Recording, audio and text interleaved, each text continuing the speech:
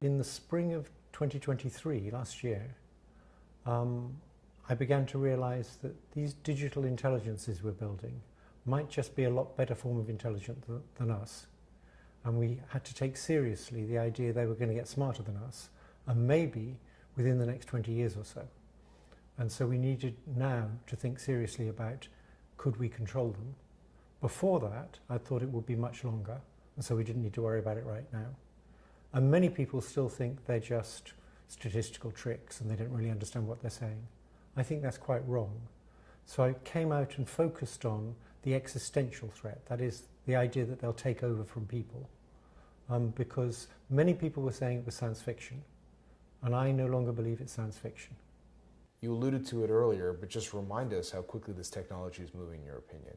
It's moving very fast. The best way to understand how fast it's moving is to look at what it was like 10 years ago. 10 years ago, if you told people that today we would have a language understanding system where you could ask it anything at all and it would give you an answer about as good as a not very good expert, people would have said, no, we're not going to get that in 10 years. That's crazy. People have been working on natural language processing for 50 years and this would be a huge advance. Well, we're there. So what we're going to get in 10 years' time is plausibly that difference again, and that's going to be superintelligence. So my guess is there's a 50-50 chance that we'll get it within the next 20 years. Almost every decent researcher I know believes that in the long run it'll get more intelligent than us. It's not going to stop at our intelligence. A few people believe that, but because it's training on data from us at present. But most of the researchers I know are fairly confident it will get more intelligent than us. So the real question is, how long will that take? And when it does, will we still be able to keep control? And the possibility of it being smarter than us or smarter than us in the not too distant future, what is the determining factor of that? Well, what we know is that as you make these things bigger, they get smarter. So if you take something like GPT-4, which is bigger than GPT-3, GPT-4 is quite a lot smarter. It answers a whole bunch of questions correctly that GPT-3 would get wrong. We know that if you make it bigger still, it's going to get better. So we know that these things will get more intelligent just by making them bigger. But we also know there's always scientific advances. So in addition to them getting more intelligent by being made bigger, we'll have scientific breakthroughs. So in 2017, there was a breakthrough called transformers, and that made these things much better. And we'll get more breakthroughs like that. So if the technology is getting smarter, and there is that possibility of it being smarter than humans, this is where I guess some of the things you've been talking about come into play. What are the risks associated with that, in your opinion? Okay, so how many examples can you tell me about where a more intelligent thing is controlled by a less intelligent thing? Not a long list. Right, not since Biden got elected anyway. So basically a mother and baby is the only example I can think of. And evolution put huge amounts of work into allowing the baby to control the mother. Evolution made the sound of a baby crying just intolerable for the mother, things like that. But basically, less intelligent things do not control more intelligent things. Now, some people think these kind of intelligences we're making will be very different from us because they didn't evolve. My friend Yann LeCun thinks it's perfectly safe. We'll always be in control because we built them. I don't really believe that. How come? Well, we're going to make agents of them. People are already doing that. Things that can act. And if you want to make an effective agent, it has to be able to create sub-goals. So, for example, if you want to get to Europe, you have a sub-goal of getting to the airport. And you created that sub-goal because that's the obvious way to get to Europe.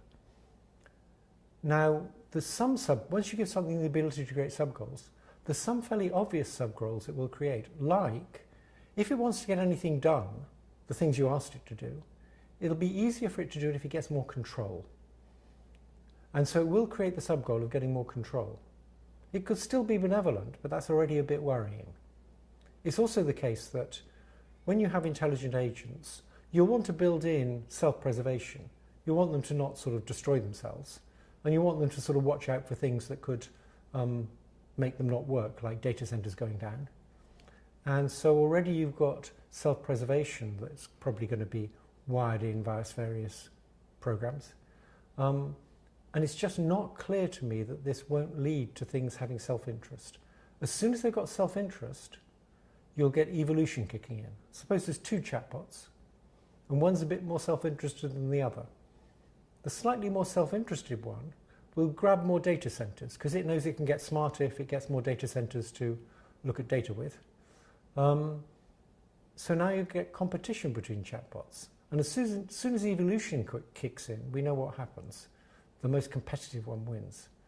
And we will be left in the dust if that happens. What does that mean, to be left in the dust? They won't need us anymore. They'll start running everything because they can just do it much better than us. Initially, it may be benevolent in the sense that, oh, just stay out the way and we'll make things work for you. A bit like a parent and a small child.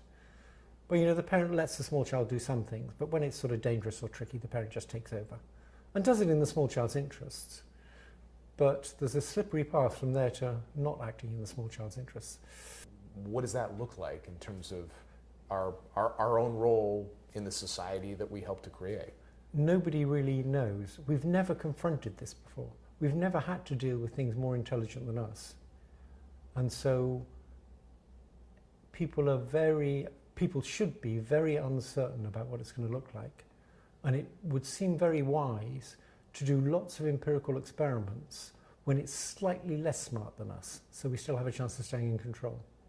And I think the government, for example, should insist that the big companies do lots of safety experiments, spend considerable resources, like a third of their compute resources, on doing safety experiments while these things are still not as intelligent as us, to see how they might evade control and what we could do about it. And I think that's a lot of the debate at OpenAI. The people interested in safety, like Ilya Sutskever, wanted significant resources to be spent on safety. People interested in profits, like Sam Altman, didn't want to spend too many resources on that. Do we have a sense on where that spending lies right now, the spending on safety? Yes. Hugely more on development than on safety. Because these are profit-driven companies.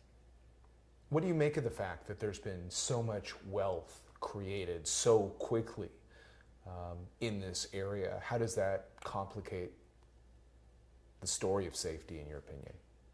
Well, it makes it clear to the big companies that they want to go full speed ahead.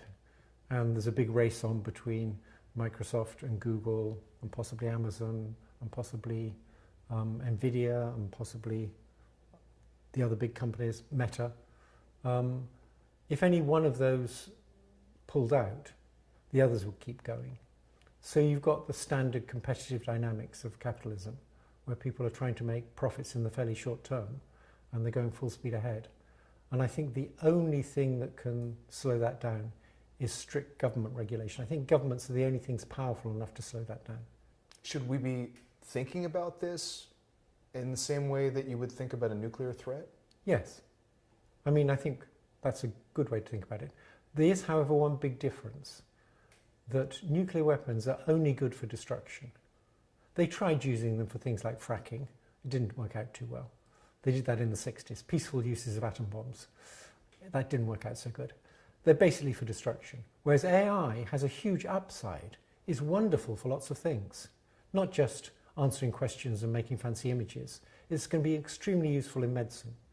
And that's why it's not going to be stopped. The idea we should just pause, that was never realistic. We have to figure out, how can we make a superintelligence not want to take over? And that's what governments should be focused on right now, because that's one of the many things. They should be focused on lots of other things too, like how we prevent AI-designed bioweapons, how we prevent AI-designed cyber attacks, how we prevent AI-designed fake videos from determining elections. There's lots of other risks. How we deal with all the job losses that are going to be caused if AI is really as successful as these big companies think it will be. Those are all other distinct risks with distinct solutions. I've just tended to focus on the existential threat because that's something that many people thought wasn't real. I just wonder, is there a suggestion or a solution that you might present that would find a way to balance these trade-offs from the opportunity that this technology presents, which you've outlined, versus these significant risks? The closest I come to that is the idea that government should mandate that the big companies spend a lot of their resources on safety. That's the best I can think of. It's not very good, but it's the best I can think of. And your view right now is that they simply are not doing No, that? they're not mandating that, no. There are some in the technology community. You know, Elon Musk has talked about some of the concerns. I know you've had conversations with him as well. Do you think that if the solution not only is government mandates, but the industry itself all stepping forward together, do you think someone within the industry has to lead that charge? I think it's very good that some of the people in the industry, in particular Musk, has said this is a real threat. I think that's good. But I don't think you can leave it to companies to deal with something like this. I think governments have to step in with regulations. When you talk about the need for companies to be allocating a much larger amount of resources towards ensuring that we are properly protected, what kind of money are we talking about here? Well, with all of these AI models, doing research on them is expensive because you need a huge amount of compute. And it's normally NVIDIA GPUs, which is why NVIDIA just went past 3 trillion. So what you really need to do is say, you need to devote, like, say, a third of your computational resources to safety work. So what happened at OpenAI, Ilya was clearly going to leave some time ago, and he left just recently. But Jan Leakey, he left recently because they wouldn't devote sufficient resources to safety. And I think they only wanted 10%, but Sam Altman wouldn't do that. So I think if government said you need to spend not as much as you spend on developing it, but a significant fraction, like 20 or 30% of your resources should go into safety work, I don't think companies will do that by themselves. When I was at Google, they had a big lead in all this stuff, and they were actually very responsible.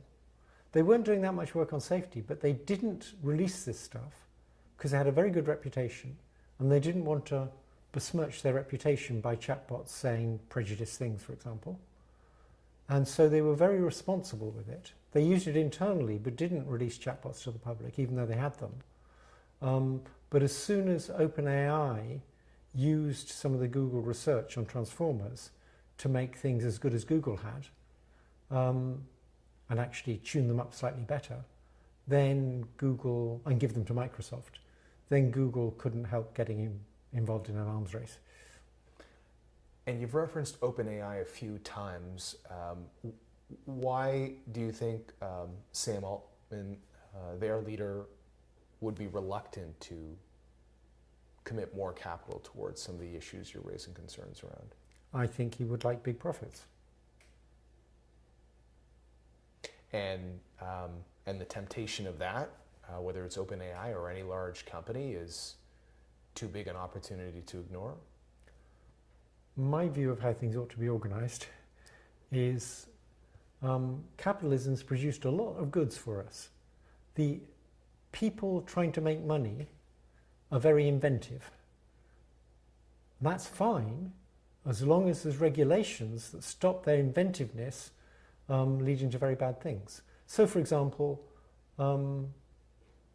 big pharmaceutical companies, they shouldn't be allowed to peddle addictive drugs, particularly say they're not addictive. Big oil companies shouldn't be allowed to produce all that carbon dioxide. We need government regulation to make sure that in developing new stuff to make profits, we don't also develop harmful things. Are you, at the end of the day, as concerned as you are, optimistic that we can find a way forward that is a good one for humanity? I'm kind of 50-50 on that. I have friends who think we're more likely than not we'll find a way forward because people are very ingenious, but superintelligence is very ingenious too. So because there's other people who think 50-50 will be exaggerating it, I think it's maybe less than 50-50. I think we've got a better than even chance of surviving this. But it's not like there's only a 1% chance of it taking over. It's much bigger than that.